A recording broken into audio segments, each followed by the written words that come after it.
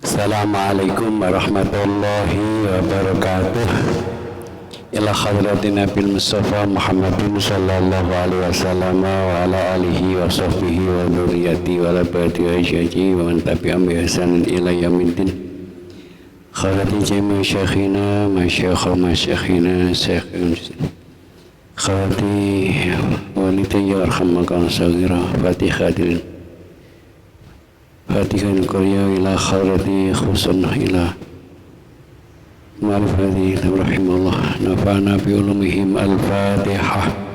A'udzubillahi minasyaitonir rajim. Bismillahirrahmanirrahim. Alhamdulillahi rabbil alamin arrahmanir rahim maliki yaumiddin. Iyyaka na'budu wa iyyaka nasta'in ihdinas siratal mustaqim siratal ladzina an'amta 'alaihim ghairil maghdubi 'alaihim waladdallin. Amin. Bismillahirrahmanirrahim. Alhamdulillahi rabbil alamin. Assalatu wassalamu ala asyrafil anbiya'i wal mursalin sayyidina wa maulana Muhammadin wa ala alihi wa ashabihi ajma'in. Amma ba'du. La haula wa la quwwata illa billahil aliyyil azim. Qala al-mu'allif rahimahullah ta'ala nafa'ana bi ulumihi wa amatana bi asrarihi wa a'ada alaina bi barakatihi amin ya rabbal alamin.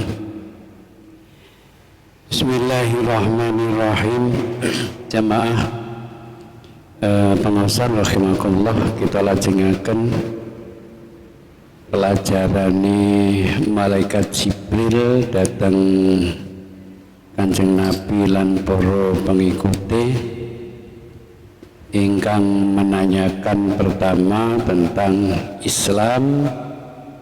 Kalau ini sampun dipun jelasaken senaosa dereng lengkap. Ingkang pertama syahadat, ingkang kaping kalih salat, sing kaping 3 watu dia zakat. Sing nomor sekawan watasuma Ramadhana, lan poso bulan Ramadan. Bulan Ramadan niki bulan sing spesial. Napa diarani spesial? Mergo enten perintah kutiba alaikumusyamu kama kutiba alal ladzina min qablikum la'allakum tattaqun. Sing ditimbali niki namung tiyang iman, ya ayyuhalladzina amanu, boten ya ayyuhal Islam, boten.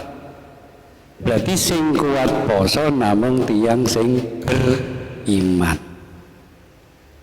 Lah puasa niki menguatkan jiwa.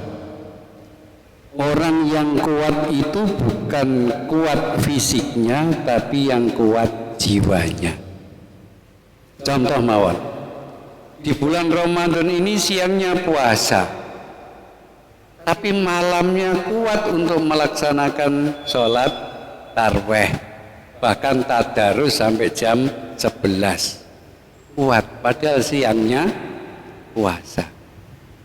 Coba nanti di luar bulan puasa diajar sholat banyak,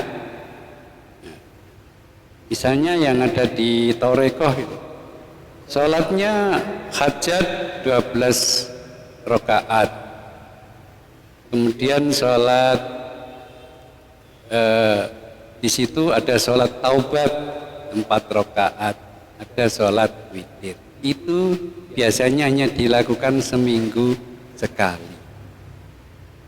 Dia tidak sedang dalam keadaan berpuasa. Itu kalau dia bukan orang Torekoh mesti tidak kuat. Dia mengatakan sholatnya akeh. Padahal di Ramadan ini karena menjalankan ibadah puasa di siangnya, jiwa ini menjadi kuat. Buktinya kuat menjalankan ibadah sholat tarawih dan witir 23, bahkan setelah itu tadarus. Malam sebelum atau sesudah sahur masih ditambah sholat tahajud. Yang iktikaf ditambah dengan aurat atau wiritan-wiritan yang lain. Nah sekarang apa yang dimaksud dengan puasa? Apa atau puasa itu? Puasa itu ngempet. Jadi orang yang betah ngempet itu berarti orang yang bisa berpuasa. Kalau tidak di bulan Ramadan, orang yang haus lari kemana? Cari minum. Perutnya lapar kemana? Cari makan. Bahkan sakit dia menuruti syahwat perut, ada orang yang makan tuh direwangi mencuri. Ketika ditangkap, kenapa kamu mencuri? Karena tidak punya makanan. Sehingga ada orang yang berani mencuri karena menuruti nafsu perut. Jadi puasa itu ngempet dari apa? Syahwat nafsu makan minum dan syahwat farji. Jadi orang yang berpuasa itu paling tidak bisa ngempet makan dan minum dan farji, tidak kumpul dengan istri. Karena puasa itu ada 3 tingkatan. Kita tingkatan yang keberapa? Nanti akan tahu. Kalau begitu tingkatan saya di sini. Yang paling mudah puasa itu ya hanya meninggalkan makan minum dan syahwat farji. Itu yang paling mudah. Itu tingkatan yang paling rendah. Tingkatan puasa yang paling rendah, tidak makan, tidak minum, tidak kumpul istri. Sing biasa miso ya panggah, sasuh. Sing kene ngelokne wong ya panggah, laklok. Sing kene mencaci tetep caci. Sing kene ngrasani tetep rasani. Itu tingkatan yang pertama, tingkatan puasanya orang yang awam. Rodo munggah titik, ya, tingkatannya orang yang disebut dengan saumul khos, puasanya orang yang khusus. Apa itu? Yang pertama tadi, tidak makan, tidak minum, tidak kumpul istri, ditambah puasanya anggota badan. Telinga tidak mendengarkan kecuali yang mendapatkan atau ada perintah dari Allah, meninggalkan pendengaran yang diharamkan. Andai kata dijak ngerasani ya, loroh san ngerasani. Apa jawabnya? Ini soimun, gitu aja. Saya puasa. Ya harus dilateni. Ini mau nuantang ngejak gelut, jawab aja. Saya puasa. Jadi jawabannya cukup ini soimun. Ya di Indonesia nih, bahasa Jawa nih aku poso. Sorry ya, aku poso. Bisa itu berarti sudah naik telinganya, ucapannya, matanya. Jadi mata tidak memandang sesuatu yang dilarang, yang membuat kita lupa. Maksiat itu apa tuh? Kan begitu. Jadi mata, telinga, mulut, hidung, tangan, kaki itu tidak berbuat maksiat. Maksiat itu melakukan sesuatu yang dilarang oleh agama. Kalau ada orang, aku di rumah meneng nyapo-nyapo, gak maksiat berarti.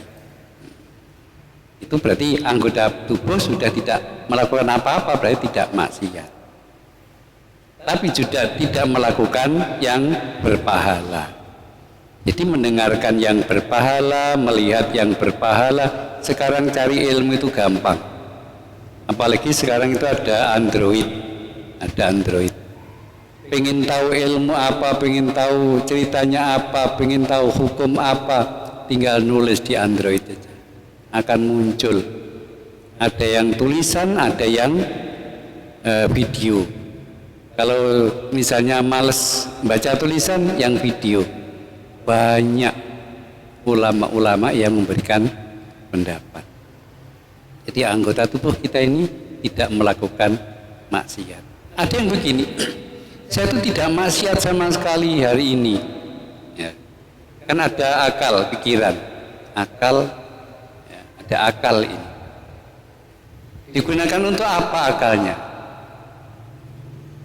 Ada di Al-Quran disebutkan perintah Allah, wadhkurullaha, zikirlah kepada Allah, qiyaman, pas dalam keadaan berdiri, wa qu'udan, dalam keadaan duduk, terus wa ala junubim, dalam keadaan terlentang. Pokoknya dalam keadaan apapun oleh Allah disuruh zikir. Zikir itu pekerjaan lisan. Sampai Nabi Ayub pernah diberikan penyakit semua, anggota tubuhnya kena sakit semua. Oleh istrinya dimarahi. Sampai Nabi, kenapa tidak minta kepada Allah supaya disembuhkan? Apa jawab Nabi Ayub? Saya malu, wahai istriku. Kita sudah diberikan hidup sehat walafiat 80 tahun. Ini baru diuji sakit 8 tahun kok sudah minta sembuh. Saya malu. Akhirnya minta, ya Allah, kalaupun kau beri penyakit semuanya, saya ridho.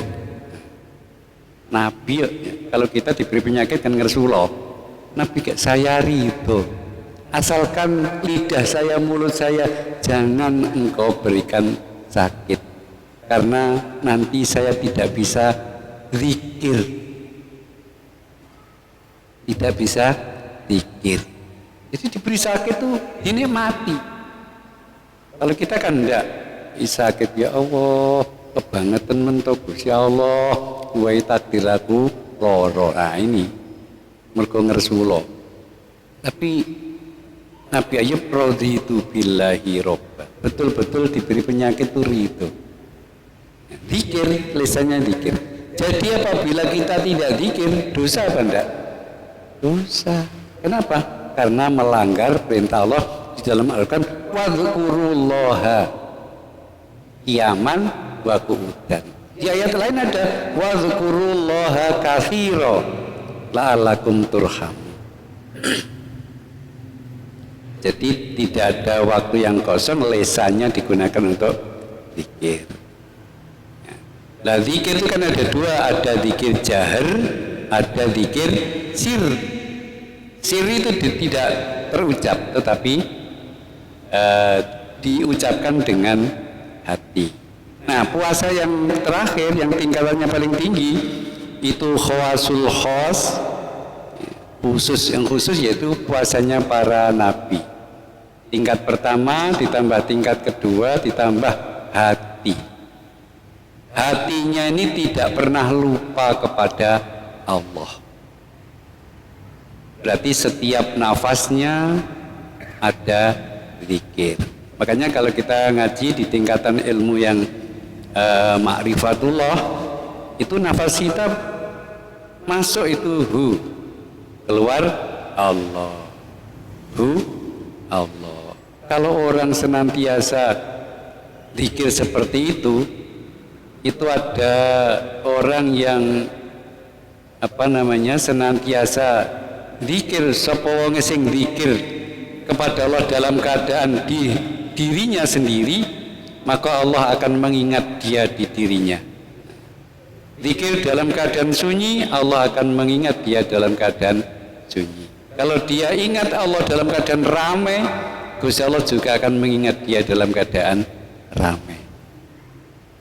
Makanya tingkatan puasanya para anbiya wal mursalin, para aulia, itu yang pertama ditambah tingkatan kedua fisik, yang terakhir ditambah dengan hati. Kalau sudah hati, yang kedua, jadi kalau dia misalnya hatinya ini lupa kepada Allah sesaat atau beberapa saat, dia akan astagfirullahaladzim, batal puasa tingkatan pertama.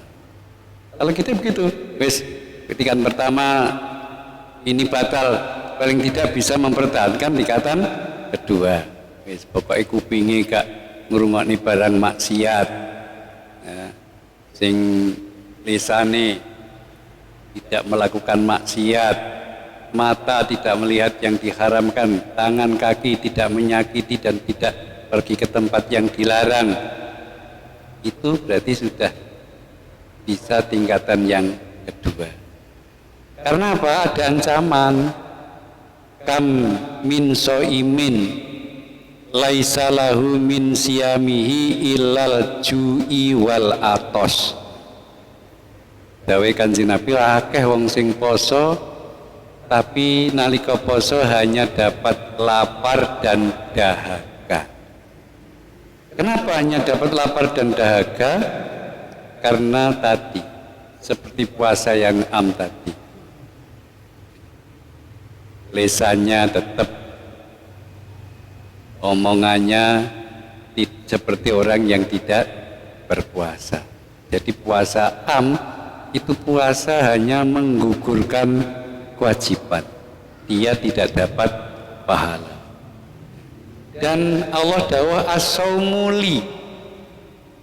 Jadi kan Kanjeng Nabi ndonga itu mulai bulan apa? Rajab ya. Allahumma barik lana fi Rajab. Rajab itu puasa apa? Bulannya umat. Terus ada Sya'ban. Sya'ban itu bulannya Nabi. Ramadan itu bulannya Allah. Orang puasa itu adalah orang yang melakukan ibadah secara rahasia. Makanya yang mampu berpuasa hanya orang yang beriman. Yang enggak iman enggak bisa. Orang yang fisiknya kuat, mendino nrengguluk karung sakintal, berkintal-kintal, tapi dia kalahnya dengan disuruh puasa enggak kuat. Kenapa? Berarti imannya tidak kuat, yang kuat hanya fisiknya. As-saumuli dawe Gusti Allah. Puasa itu milik saya. Walana ajzi bihi, dan saya yang memberi pahala. Amalan-amalan yang lain itu pahalanya jelas. Ya, misalnya orang infak, pahalanya jelas di Al-Qur'an. Kama thali khabatin anbatat sab'a sanabila wa kulli sumbulatin mi'atu habbah. Orang infak itu bagaikan nanam biji. Satu biji tumbuh 7. Setiap masing-masing 7 itu berbuah 100. Jadi kalau kita itu infak 1000, itu oleh Allah dinilai sama dengan 700.000. Kan jelas, hitungannya jelas. Orang yang sholat sendiri pahalanya sendiri. Kalau sudah nikah 50, kalau berjamaah 27 derajat. Jadi ada hitungannya, tapi puasa tidak ada. Bahkan akhirnya di puasa itu ada ya, lisoimi farhatan. Orang yang berpuasa itu mempunyai 2 kegembiraan. Apa itu? Diberi kegembiraan apa? Yang pertama, farhatun inda iftori, gembira ketika berbuka. Coba orang yang sesusah apapun ketika puasa, buka kurang 5 menit, wes angen-angen. Hatinya susah apa gembira? Gembira. Yang memberi siapa? Allah menganugerahkan kepada kita kegembiraan. 5, 4, 3, 2, langsung. Air putih itu yang biasanya minum rasanya sudah jenuh, selalu memang tiap hari air putih, tapi ketika berbuka puasa dengan air putih, rasanya nikmatnya bukan main. Itu yang memberikan rasa adalah Allah Subhanahu wa ta'ala. Disebutkan dalam hadis Nabi, farhatun inda iftori. Oleh Allah diberikan kegembiraan ketika berbuka. Apakah itu dia sudah buka, apakah masih antri makanan misalnya, itu di hati ini ada kebahagiaan. Makanya kalau ada orang yang susah, gak tahu seneng, suruh puasa. Kalau kenapa ketika buka makan semua makanan enak? Di dawuh agama, lauk yang paling enak adalah lapar. Jadi kalau ada orang pengen makan enak, laparlah dulu. Nanti makan apa saja enak. Tempe digoreng sereng sama di bawang dipenyejet. Karena lapar sejak pagi belum makan, rasanya nikmatnya luar biasa. Dan itu makanan sehat. Dan orang yang berpuasa itu sehat. Ada dawuh sumu tasihu, berpuasalah kamu akan menjadi sehat. Saya punya adik saya itu mondok di Malang. Dia adik IP, adik ipar itu, peripean dengan saya.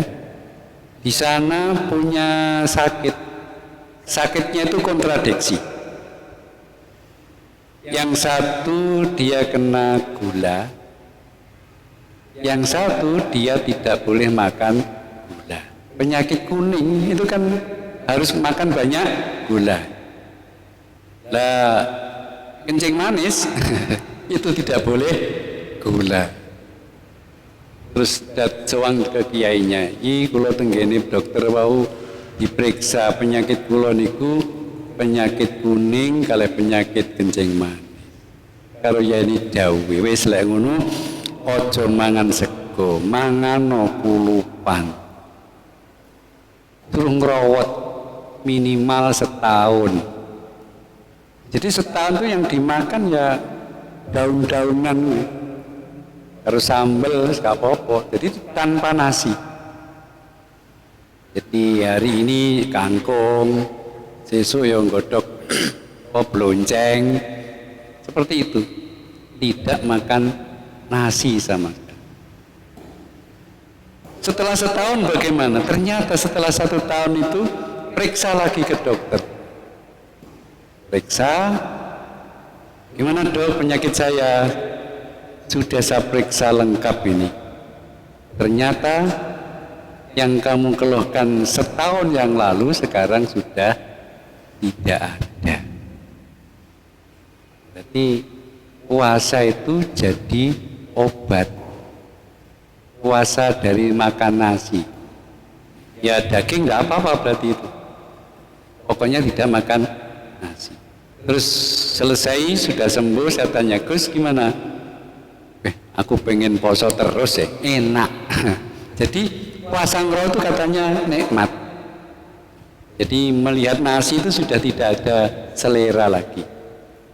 Jadi kalau di rumah makan bersama dengan keluarga itu dia tidak ngambil nasi, ya jangan itu sambal goreng, mie itu aja diambil. Dia pengen kesehatannya pulih sempurna. Jarak beberapa tahun wes badannya gemuk, jadi sehat. Makanya disebutkan sumu tasihu itu benar adanya.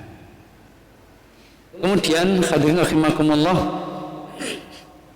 tadi as-saumuli tadi farhatun inda iftari, punya perasaan sangat gembira ketika berbuka. Yang kedua apa? Wa farhatun inda liqa'i rabbi, dan diberikan kegembiraan, kenikmatan besok ketika bertemu dengan Tuhanmu, dengan Tuhannya. Farhatun inda liqa'i rabbi. Sekarang pertanyaan, ada yang orang bertanya, dapatkah kita bertemu dengan Allah? Ini banyak versi keterangan. Ada yang memberikan keterangan kita itu manusia tidak wujud hakiki. Allah itu wujud hakiki, Allah itu wujud zahir. Sehingga wujud hakiki dengan wujud yang tidak hakiki tidak akan bisa bertemu. Jadi fisik kita ini tidak akan bisa melihat Allah. Yang melihat apa? Yang bisa melihat itu diambil dari rukun dari pertanyaan malaikat Jibril yang terakhir, ya, yaitu ihsan. Ihsan itu apa? Fa'budullah atau beribadahlah kepada Allah, anta'budallah ka'annaka tarahu, seakan-akan kamu melihat Allah. Wa ilam takun tarahu fa innahu yaraka. Apabila kamu tidak bisa melihat Allah, Allah mengawasimu atau melihat kamu. Dari situ berarti Nabi itu memberikan penjelasan, malaikat Jibril memberikan penjelasan, manusia itu bisa melihat Allah. Lalu dari apa? Dari hati, dari rasa. Istilah orang lain mengatakan rasa. Bahkan besok kalau tanya malaikat, apa buktinya kalau Allah itu ada? Yang merasakan saya malaikat. Dan ada tingkatan begini. Apa buktinya kalau Allah itu ada? Adanya langit dan bumi. Lah sebelum langit dan bumi ada, apakah Allah tidak ada? Jawaban itu akan akhirnya kandas. Allah itu qadim. Qadim itu ya sebelum ada apa-apa, Allah itu ada. Allah menciptakan langit dan bumi. Bahkan pemikiran secara lebih luas lagi, lebih jauh, mungkin Allah juga menciptakan dunia lain, tidak di dunia ini. Kita tidak tahu, dan itu Allah Maha. Cuman yang kita ikuti ya tafakkaru fi khalqillah wala tafakkaru fi dzatih. Kalau saya dulu pernah ditanyakan apa buktinya kalau Allah itu ada, itu katanya secara dohir, karena antak budallah ka'annaka tarahu, seakan-akan kita melihat Allah itu seperti apa. Allah itu seperti apa? Wujud Allah itu seperti apa? Kita tidak boleh membayangkan Allah itu seperti tidak boleh. Walaupun ada, kalau kita berbicara tentang Tuhan kan ada 3 kelompok, ada 3 golongan.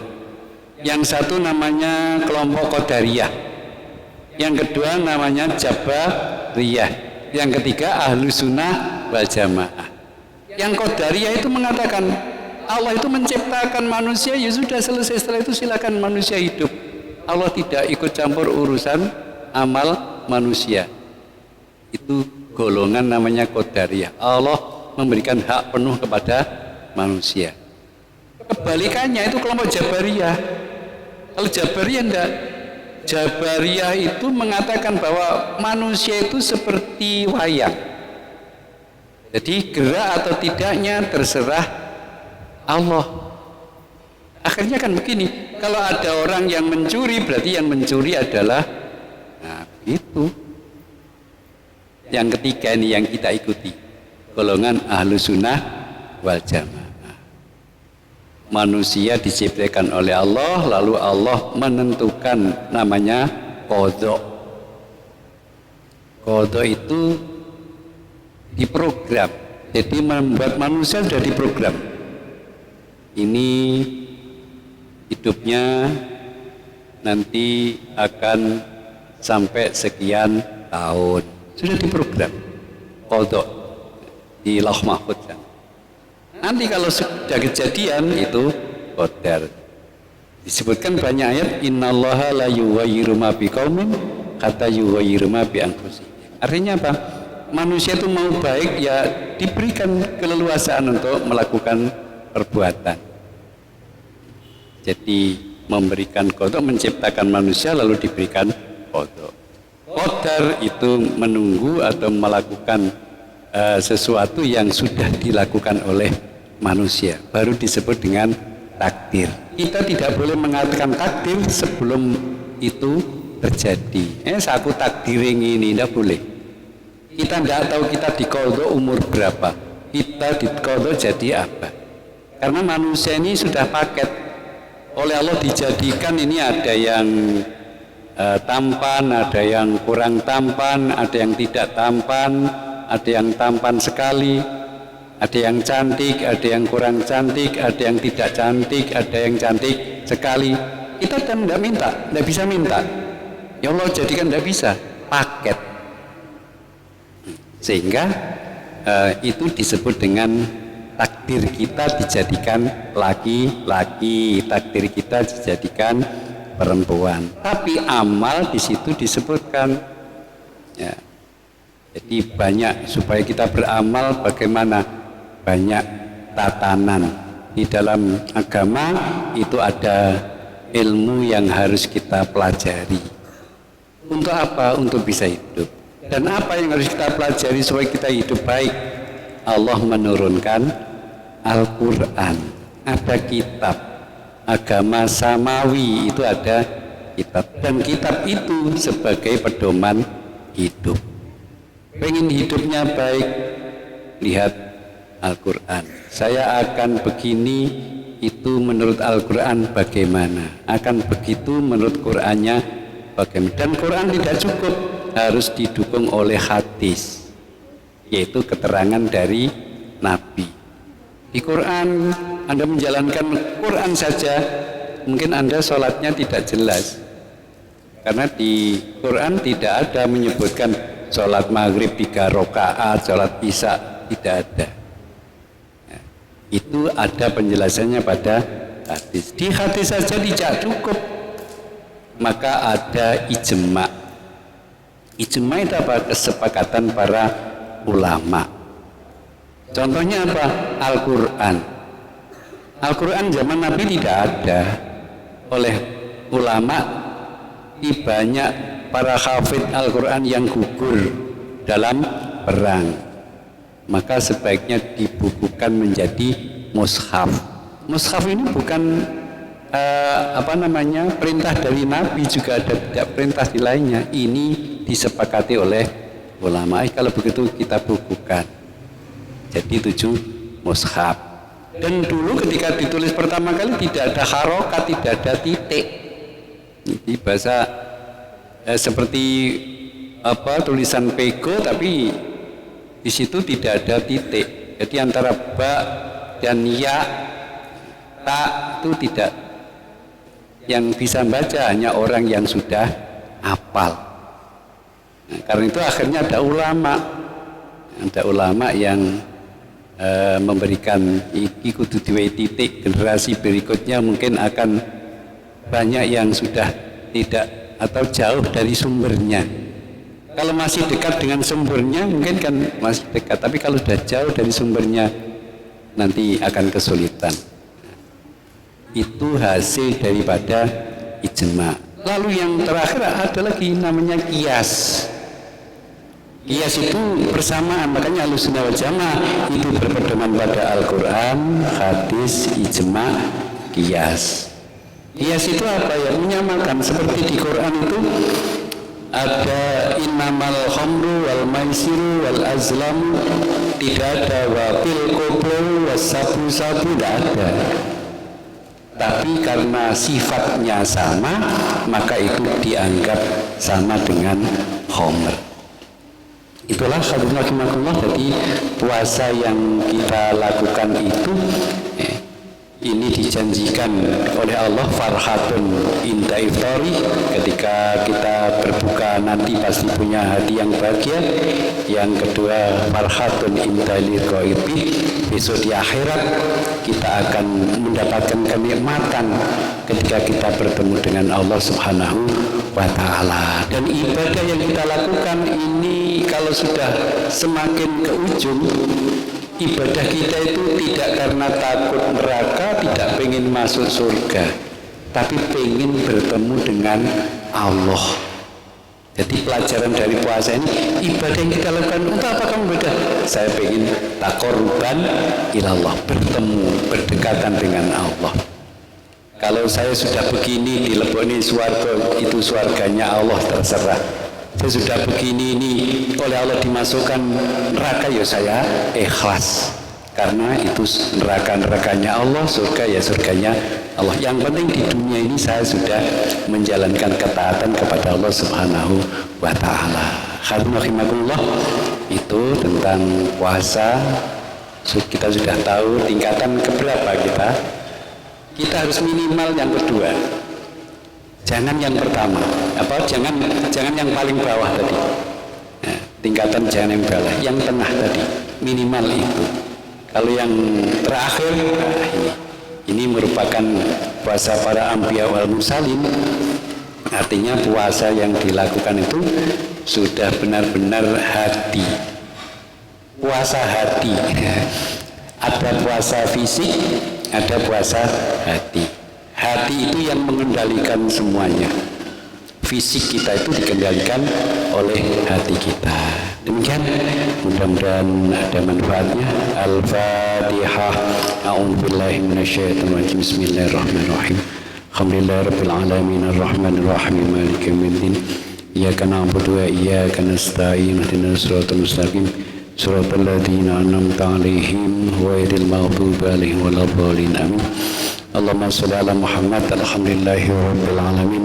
Allahumma shalli wa sallim ala sayyidina maulana Muhammad. Salatan tunjina bi jamil ahwali wal afat, taqdilana bi jamil hajat, tubayyina bi min jamil sayat, tarfa'una bi anta balaghana bi salawat min jamil khairati fil hayati abadan. Allahumma rabbit imanana wa nawwir qulubana wa barik lana fi ma ataitana wa sallimna fid dunya wal akhirah. Nas'aluka salamatan fid din wa afiatan fil jasad wa barakatan fil siyazatan fil intafatan qabman firatan ba'dan. Allahumma hawina ala nafi sakal wa najatan min nar. Rabbana atina fid dunya hasanatan wa fil akhirati hasanatan wa qina adzabannar. Alhamdulillahirabbil alamin. Wassalamualaikum warahmatullahi wabarakatuh.